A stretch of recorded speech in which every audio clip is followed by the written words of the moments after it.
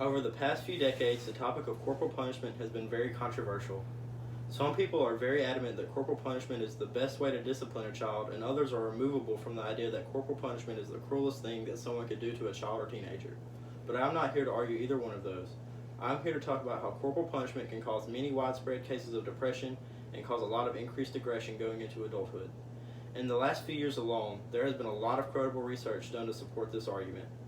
Corporal punishment is the use of physical force with the intention to cause a child pain without injury for purposes of correction and controlling a child's behavior. Several authors suggest that the effects of harsh disciplinary strategies, in particular physical punishment, may vary across social and cultural contexts. Since the punishments vary, so will the effects it causes. Dieter, Deckard, and Dodge also stated punishment has different meanings for some cultural groups. So if one group defines corporal punishment as one thing and the other another thing, how do we know what is overdoing it or even the correct action to take? For example, one kid will get a beating for cursing and the other kid will just get a stern talking to for doing the exact same thing. Well, that kid that got beat sees the consequences of the one who just got talked to. The kid will become more confused and feel as if their parents are just trying to hurt them. Most children learn behaviors by modeling according to the state of research on the effects of physical punishment.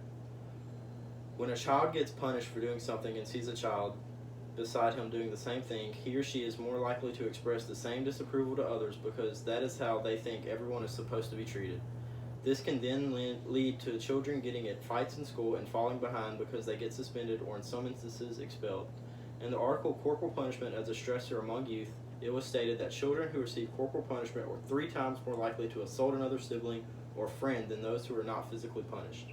This keeps the cycle of abusers going around and around with no end in sight. The hypothesis of the effects of corporal punishment and psychological treatment on students' learning behavior was corporal punishment does not reinforce positive behavior. In other words, if you always beat a child for doing what is wrong, rather than rewarding them for doing what is right, the child will do anything at all because every time he does, he gets the whip. This can cause students to not participate in class or even have healthy conversations with his or her peers. I wouldn't talk or participate if I got beat for talking in the first place.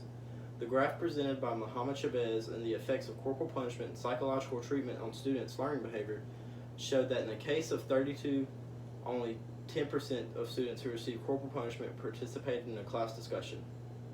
When we took another look at the graph presented by Mohammed Chavez, the class of 32, the students who did not experience corporal punishment were responsible for 90% of the classroom discussion. When looking at these results, it is obvious that corporal punishment can do more harm than good. If the ones who experience corporal punishment only contribute to 10% of the classroom discussion, they are obviously showing signs of antisocial behaviors as talked about in the article written by John Durant and Ron Insom. Physical punishment of children, lessons from 22 years of research by John Durant and Ron Insom declared, no study found physical punishment to have a long-term positive effect, and most studies have found negative effects. This means that the negative effects can be suppressed for years after the punishments. This leads to negative behavior in children, teens, and adults. With the negative effects not appearing until later in life, this results in domestic abuse, murders, sadistic actions, etc. But these are external behaviors. Internal negative behaviors include depression, anxiety, suicide, and other mental health disorders. All of these negative effects might not show in abusive behavior, but rather in job performance, social engagements, and any other personal relationship. As for the children who already exhibit antisocial behavior, if they fall victim to corporal punishment, it could exponentially increase their chances of displaying negative behaviors throughout the rest of their life.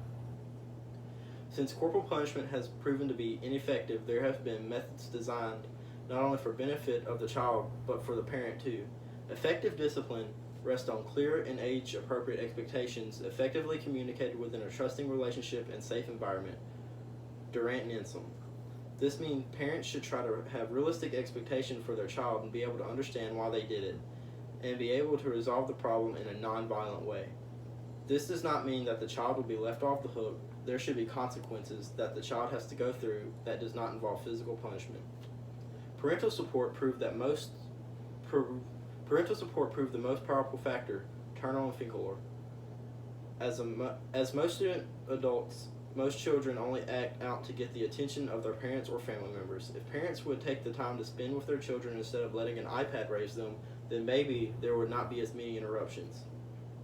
In today's society, almost every child has some sort of technology that parents use to give their child in order to stop them from misbehaving.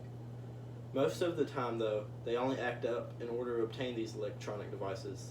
It is a proven fact that children whose parents play with them outside or even just have family night are more intelligent and behave than those who do not. After all, we are all products of the environment that we grew up in. Children who are anxious about being physically punished are inhibited from exploring their physical and social worlds, therefore are less likely to extend their cognitive skills. Smith. Corporal punishment can also impair children before they do anything to get punished for. Some children will refrain from having fun with friends or even making friends because they are so worried they might do something wrong and get a beating for it. This is not at all healthy for anybody's social wellness and is one of the reasons most children with helicopter parents become depressed. The use of physical punishment tends to lessen the chances that children will internalize parental rules and values. Smith. Children's brains are constantly developing as they get older in age. When parents use corporal punishment, the child stops actions not because they do not see it as moral anymore, but because they know they will get hurt if they do it. So when a child becomes a teenager and gets into his or her later years of high school and starts college, they are not around their parents as much. Once they realize they do not have someone to hold them accountable, they will do the actions that they once got hurt for because there's no one there to cause pain. This is why some people become addicted to drugs, alcohol, or even sex, because no one was there to hold them accountable. This leads to adults going to prison, being killed for killing somebody, or driving under the influence. In these instances, corporal punishment affects so many more people than the ones who received it. In my opinion, this is one of the toughest setbacks that corporal punishment can cause. Corporal punishment does in fact hurt the child more than it hurts the parent. There are many instances of the above happening on high school and college campuses because they did not have the moral of their families instilled with them. In the article, The Special Problem of Cultural Differences in the Effect of Corporal Punishment, it was stated, using cultural norms as a justification for particular parenting practices has its limits. Today, most families use the practice of corporal punishment because that is what happened to them. In the 1920s, it was normal for children as young as 4-year-olds working in factories, many of them which were very dangerous. This is now the child labor law that prevents things like these from happening. This law was passed because they found it unethical for a child to go to work and have the option of dying every day.